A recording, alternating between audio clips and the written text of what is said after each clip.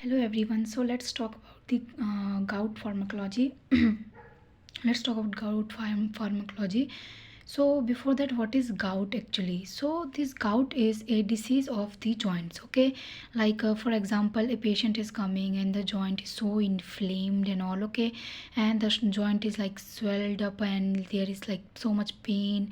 So why it is so? Because in our body, in case of gout disease, in our body there is increase in the uric acid. Okay, so this uric acid is increased in our body, in our blood. Okay, and in our urine also. So this increased so much. Okay, so due to that there will be so much pain in the joint. So that is the gout disease.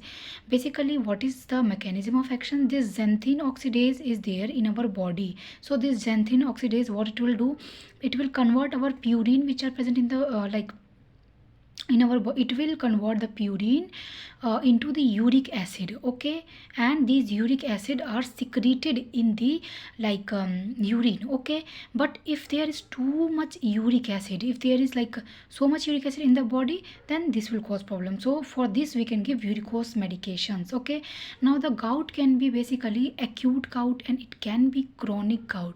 In acute gout, the patient develops symptom like, for example, within few hours or like within few days. Okay, but in the chronic the patient is developed continuously, repeatedly, often. Okay, for example, for so many months. Okay, now like acute, in acute we are the our main aim is to decrease the pain of the patient, because it is acute, the patient is presenting with so much worse condition, shouting like, I have so much pain here, please treat it, please just cure it, okay, as soon as possible, like this. Okay, so for the treatment, we can give here like NSAIDs. These are like drug of choice, and the preferred NSAID is endomethacin. Okay, but like if there is NSAIDs are the drug of choice. Okay, but except the aspirin, we should never give, even though aspirin is NSAIDs, but we should never give in case of gout. Why?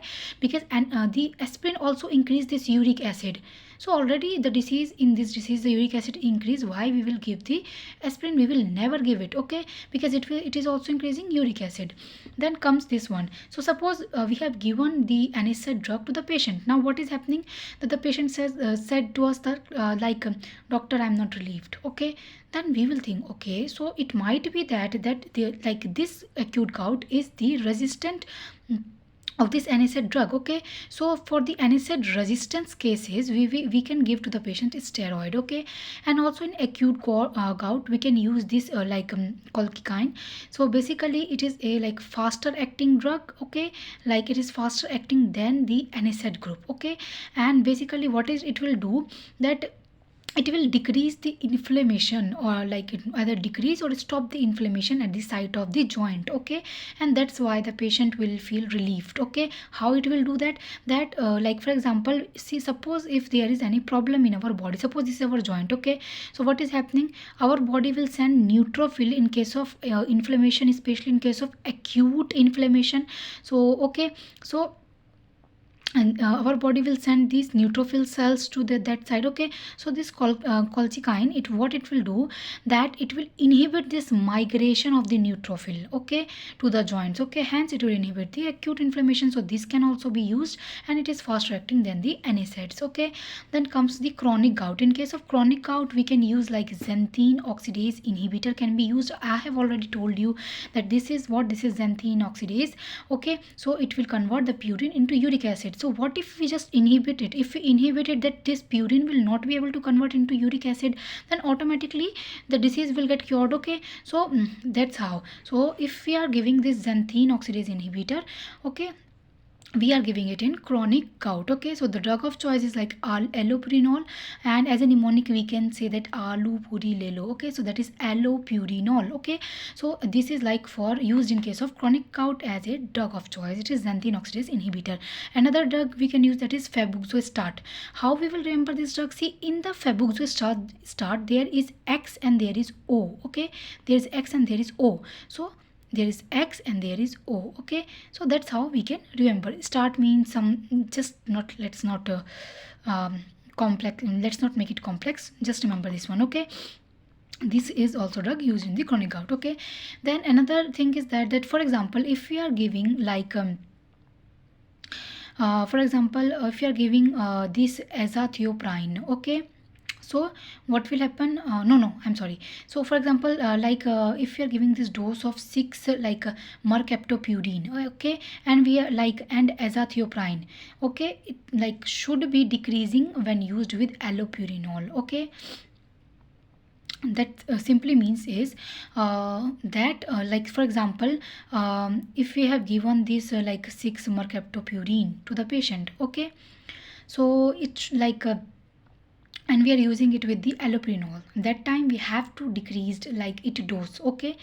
So that is the meaning, dose of 6 mp, that is 6 mercaptopurine and azathioprine should be decreased when used with allopurinol, okay. So these are like doses should be decreased, okay. Sorry guys, I just got confusion for a second. Anyways, continue. Let's continue. Then there is uricose drugs, that is like probenicid's drugs are there. They're like sulfenpyrazone drugs, etc. Basically this probenicid drugs is the main drug, and it will increase this uric acid excretion, okay. It will increase the uric acid excretion. So what will happen, like there will be more excretion of the uric acid. So in the body the urine excretion will be in the body, the uric acid level will be less. So hence it is contraindicated in renal stone. Renal means kidney. In kidney stone, why it is there, see, in our body urine like always pass from kidney than from the ureter. So if the kidney, like for example, if there is so much uric acid, okay, so much uric acid is secreting in the urine, so urine will pass this kidney. So much uric acid will come together here, and it will crystallize, and it will form a stone over here, okay. So that's why this probenecid it will increase the uric acid secretion. So it will benefit in case of gout, okay, gout patient, but it is contraindicated with the renal stone. Then comes this losartan. So losartan has uricose effect, okay. Losartan is not a like gout drug mainly, but we can use it because it also shows the this uricose acid drug effect, okay. Then another drug is like uricase analog, like for example resburicase. These resburicase are basically the drug of choice. See, like uricase is coming in the drug name itself, okay. So these are the drug of choice, okay, basically. Then comes the like pegloticase, okay. The pegloticase is basically used in tumor lysis syndrome. So what is this tumor lysis syndrome? So suppose for example in our body, suppose a person is having tumor, okay, tumor. So what is happening, suppose so much tumor cells together, they like they got lysed, they got breakdown lysed, okay. So what will happen, so much chemicals will get released in the body from this tumor cells, okay. So what will happen, that will create an emergency situations, okay. So that is known as the tumor lysis syndrome, and in that we can use the pegloticase. So that's all, thank you.